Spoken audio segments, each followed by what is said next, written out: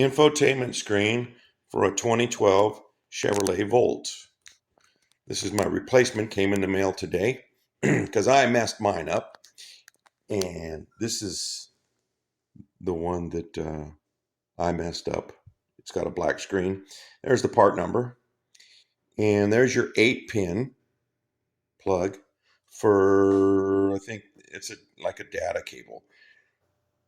Still cannot get an answer no matter how hard I went to the schematics. I've got the repair manual. I can't figure out what plug this is and what it's for. Still trying to figure that one out. I'm shooting towards it's a power plug, but we'll go over that later. But first, let's go see if we're back in business. Okay, here we are. Changing the infotainment screen on a 2012 Chevy Volt. You got to pop this up. You just go around there, and it pops out. And then you have. Be careful. There's a plug for your parking, your drive, your L. That's the light that tells you what gear, or not gear, but what selection you're in. And then you have 2 bolts.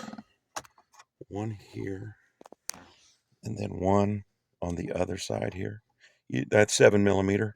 Take those out, and then you can go along the edge of this and this. Find a spot where you can get your fingers under, and then it pops out.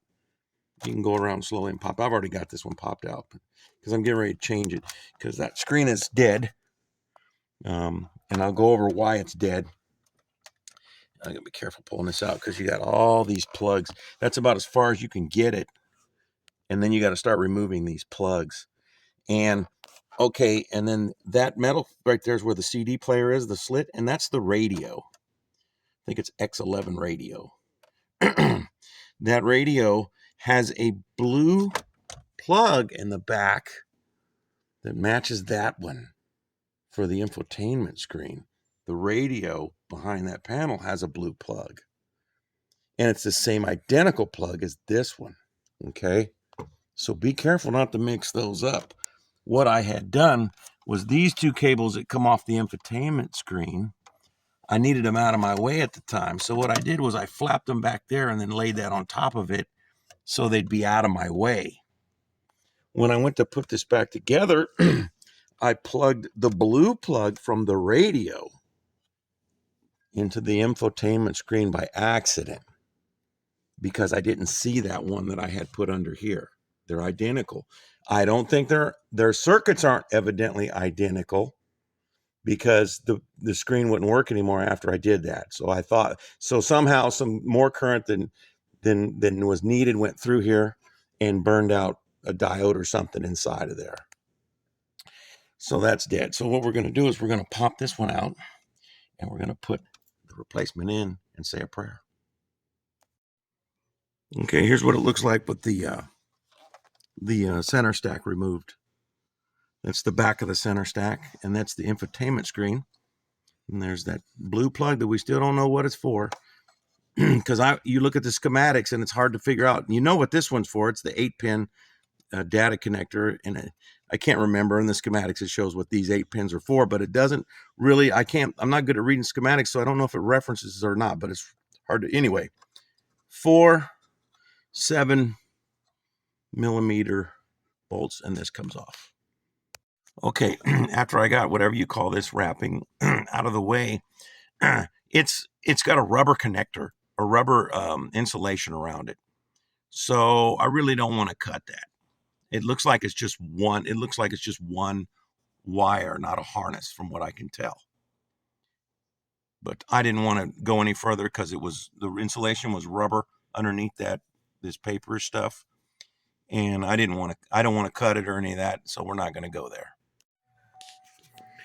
Okay, after going through it and doing checks and looking at schematics, all 3 of these screens work.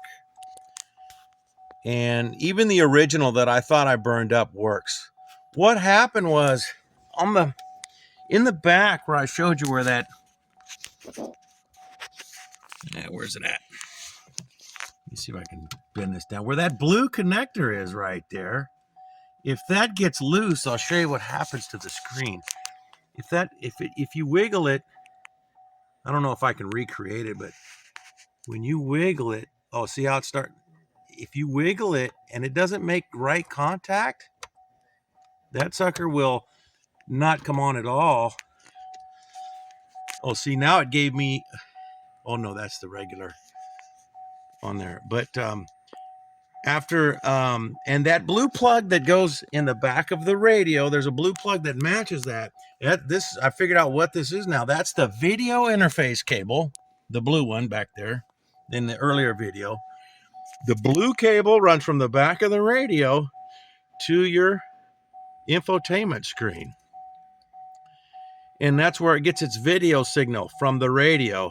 Now, all these other functions that feed into the radio, because the radio has several plugs in the back of it, all the functions that feed into the radio is kind of like a controller. All the video and all the inputs that come into that radio end up going to this screen through that blue cable. So I didn't hook anything backwards. It was just the connection on the blue cable that can be really finicky. So double check your blue connections on the back of the radio and the screen, and wiggle them, move them around. They're a little sensitive, so that's the whole reason I ordered 2 more screens. Trying to think that I had a bad screen when it was just the connector wasn't all the way making contact. So that fixed that problem. But that blue wire, now I finally made a video what that blue plug is for. It is a video interface cable, and it's really not shown on the schematics so much. And I'm back out. Oh, and P.S. You do not have to program the screen. I swapped all 3 of these screens out, one after another, and they all work. You don't have to program the screen. But if you put another radio, the radio has the chip in it that matches the VIN number of the vehicle. That you'd have to program. So you don't have to program the screen. Bye-bye.